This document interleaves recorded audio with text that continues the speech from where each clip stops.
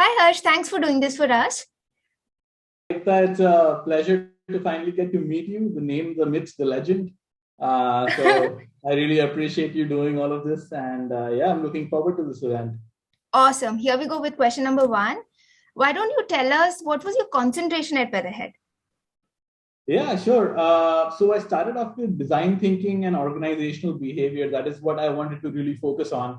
And the reason for doing that was because my past experience as an architect and designer was more towards problem solving using design thinking principles. Mhm. And then organizational behavior, just because I consider myself like a very people person and I like to make everybody around me happy and comfortable and Yeah. warm and fuzzy inside. I kind of felt that this was a great add-on to my value add, some soft skills that I need to develop so I can succeed in the US.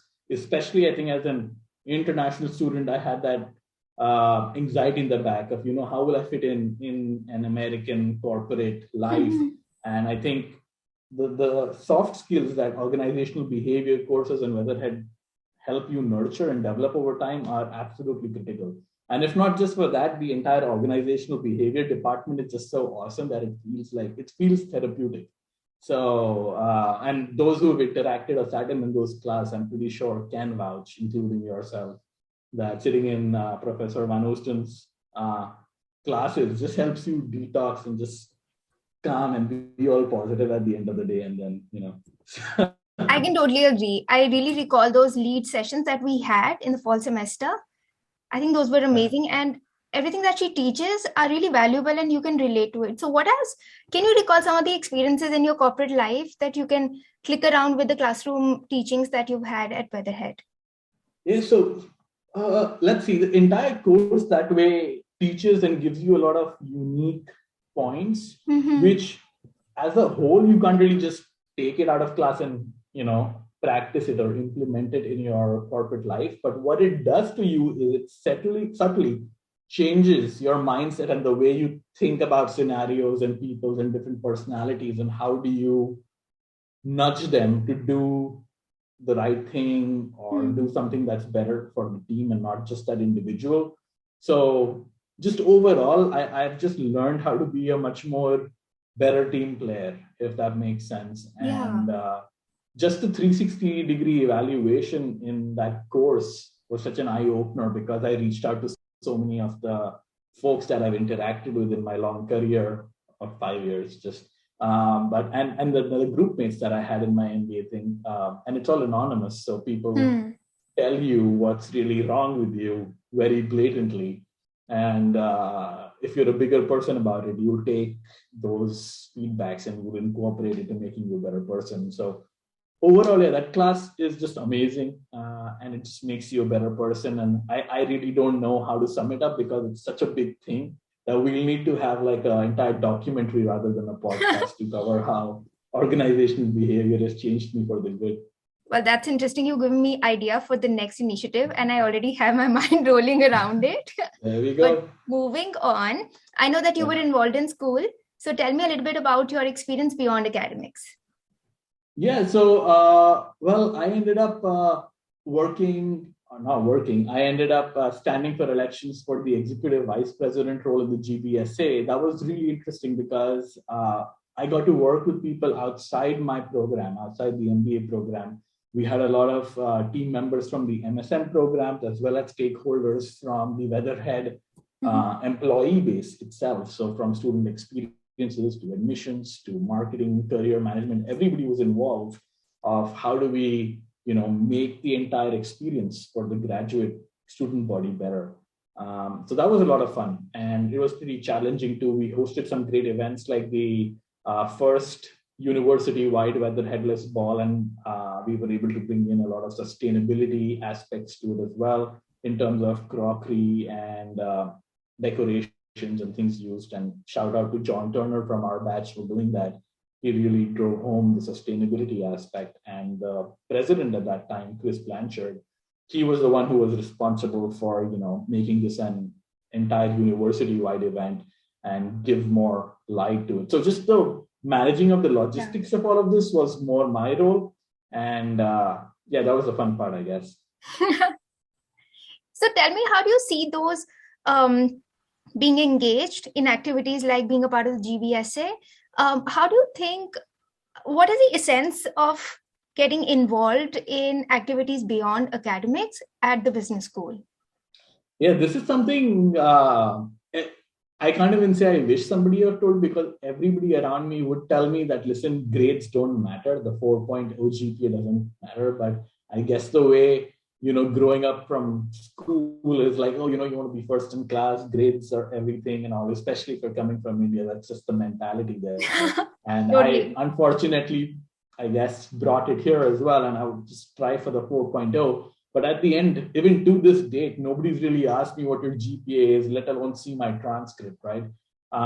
Everything boils down to networking, networking, and networking. Yeah, so doing such things is a great way of meeting people from different walks of life, because at the end of the day, you never know who might be the right person to get you the job or the goal that you're trying to accomplish. Who is that tag team partner of yours? And I met amazing people. It also helps get others around you to know you by name, know who you really are. And yeah, that opens additional doors as well. And you can make a much more meaningful impact there by demonstrating why you are a good leader, right? In the first place, we all are in the MBA program to become better leaders. And how are you a leader if all you can do is just memorize text and theory, not really flourish, in the outside world? And flourishing in the outside world is so much more than just being book smart. It's more about being street smart, and that's where the networking aspect and growing those soft skills comes handy. Awesome. Tell me some of the things that you followed when you were at school while networking. How would you meet the right kind of people? And what are some of the tricks that you can suggest as students would be listening to this? And what are some of the notes that they can take out of it? Well, okay, yeah. So one thing you need to remember is what I'm going to be talking about is purely based on my experience, and how I am as a person might add to my strategies or might make my strategies work. So just be careful, whoever you are. It needs to come across as a genuine interaction when you're trying to network with people. But I would just say yes to anybody and everybody who would want to meet me or give me their advice. And I would genuinely want to listen to them and what they have to say. Even when I approach to people, I wouldn't approach for a job. I would just approach to be like, I just want to know what you do. And even if this is a good fit for, what I'm bringing to the table. And if not, do I want to take the effort to become a good fit for you? And based on that, I would come with a way to create a dialogue between multiple people who I'm networking with. And over time, see if we're clicking, if we are a good chemistry. And if we are, then that person would be the ideal person to be the one to recommend me as a potential hire from behind the company. Because one thing I noticed is spamming your resume online to 10,000 companies honestly doesn't work. If it did for you, that's great. I mean, you're one of the lucky ones. But for me, it never did. And I just found myself that I was dedicating too much time and resources into doing that. And for a person like me who's very people-centric, making meaningful bonds with real people who are in companies doing stuff that I want to do was way more successful. And I also do kind of feel like you said, creating just a dialogue or starting a new conversation. What if you're just talking to somebody and you do not have an idea of a role that they're doing, but they kind of expose you to a new world? And what if you start liking that? So it could just be creating a new interest area for you, right? So one needs to be excited about any kind of conversation and with whoever they're doing it. Yeah, especially like if you're coming with a mindset of being, a general MBA specialist where you can go into any role and lead that role, then yeah, I think you need to be the kind of person who needs to be open to idea and all the things that are going on around the world. And hey, it's always good if this network doesn't get you a job, at least it's a good network to have in the back of your pocket for when in your professional life you have a similar challenge or industry or something. So somebody you can call upon. And in the real world, in the professional setting, people always like to be able to be helpful and add value, right? Yeah. So when you call back, they remember. they're like, okay, you came to me out of everybody in your network. You might consider me a valuable person, and I respect you for respecting me. It just goes from there. So yeah, make really genuine, meaningful conditions. If that's not your strong suite, I don't know how to do it. I mean, I don't know what to recommend you, and you might want to, look at professional help for that. But if you're moving forward and you want to create genuine relationships, let them know your intentions upfront. Don't make it look like I have a hidden agenda, and at the end of our coffee, I'm going to ask you, like, give me a job now. That's not how it works in real life. It takes time. And yeah. So I'm going to ask you the next question. We've been told a lot of times that it's essential to have a mentor. It's nice to have a mentor because they can guide you in the direction where you want to. Did you have a mentor when you were at Weatherhead, or you still have now? Yeah. So at Weatherhead, I don't know if that program is still there or not, but we had the Coffee Connection program. I think yes. Yeah. So I was assigned a coffee buddy based on our preferences, and her name was Charlene Singh. She was pretty awesome. She was working in GE in the lighting sector, and I was very impressed because, hey, that's a big company, and of course, GE is a good company to be hired into. So yeah, that goes back to what I was talking about before. We matched up and we just started talking and hanging out, and over a period of time we didn't even talk about jobs and everything. It was more about, like, who are you, what was your background, what am I doing here, what my dreams and aspirations are, and what I plan to do with an MBA out of Weatherhead.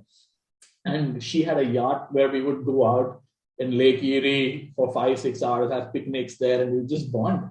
It sounds very picturesque, and it was. I mean, that's a really awesome memory. But yeah, we become really good friends, and we, to this date, we talk about it. But I wouldn't say I had one single mentor. I had even peers within my cohort who were amazing people, like Professor Van Oosten in her class, in her lead class. You talk about board members, right? Or board of directors, I think. Yeah. I had a lot of people who would genuinely be interested in, like, helping me out and would care about my welfare. And it wasn't a competition. It was just, hey, I want to see you succeed. You're an awesome person. And, the same energy and vibes went out from my side to them. And, shout out to Webhub Khurana, Chris Blanchard, Mary Beth, Ron John. These were just, and Ian Drummond. They are amazing people, and anybody who's listening to this podcast, I would recommend you go to LinkedIn and just check them out. There are people who are going to do great things in life, and they helped me get to where I am. So regarding mentorship, take any advice and any, whoever's giving you, and they genuinely mean it, and they aren't saying it for their own benefit. Always be up for that. I love that concept of having your own personal board of directors. I think it's the way you have your own family members who are always looking after you. It's really nice, and you feel really secured having those kind of people around where you can fall back on for decisions, or just a hello, hi that peps the mood during the day. Yeah, for sure. Yeah, definitely.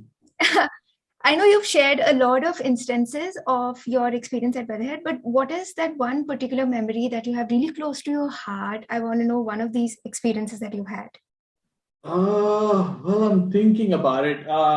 One of the main things, I can't really emphasize enough of how important it was for me to form these genuine relationships that I keep talking about. Because one thing you'll notice, and it was new for me, and it's a saying that, the people of the Midwest are some of the kindest and nicest people you'll meet. And the entire Weatherhead team, from day one of me being there, that was the Dean's Weekend. I was invited as a prospective student. We had an employee there in the admissions department. Her name was Julie DeBasio.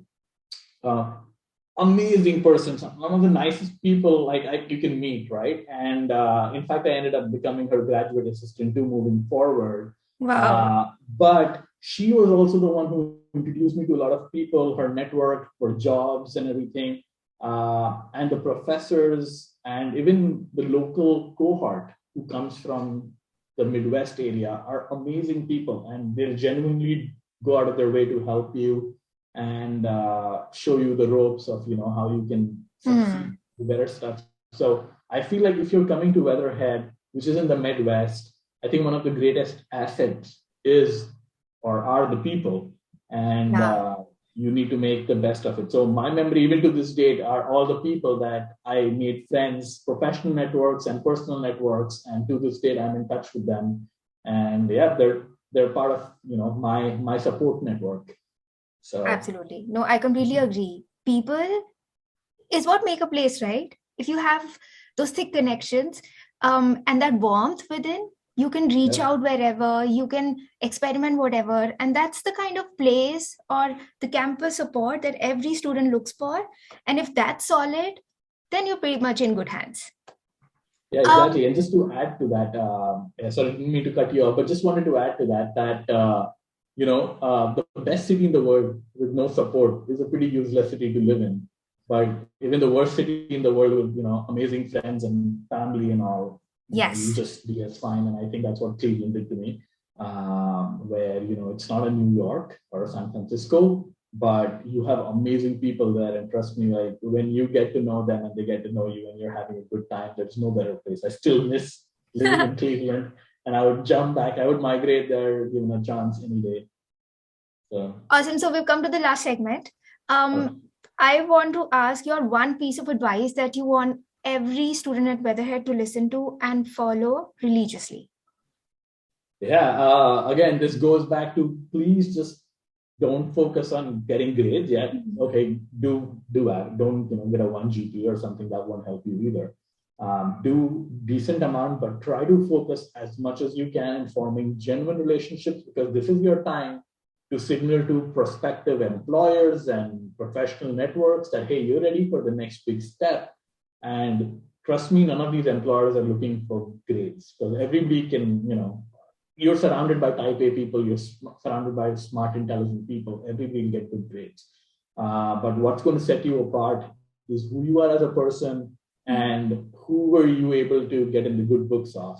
Because that person is going to then go out of their way, stick their neck out in their organization and vouch for you that, hey, this resume has come in. This is a great person. I've met him or her. And this is the reason why we need him. In fact, this person already knows about the challenges our organization is facing and we can see this person as a value add. If somebody tells this to HR in a company internally, I can guarantee you're getting a call, right? So focus on networking and don't look back. Do everything around networking. Don't do networking around theoretical stuff. Thank you. This was fantastic. Okay. I've taken a lot of notes myself, all here.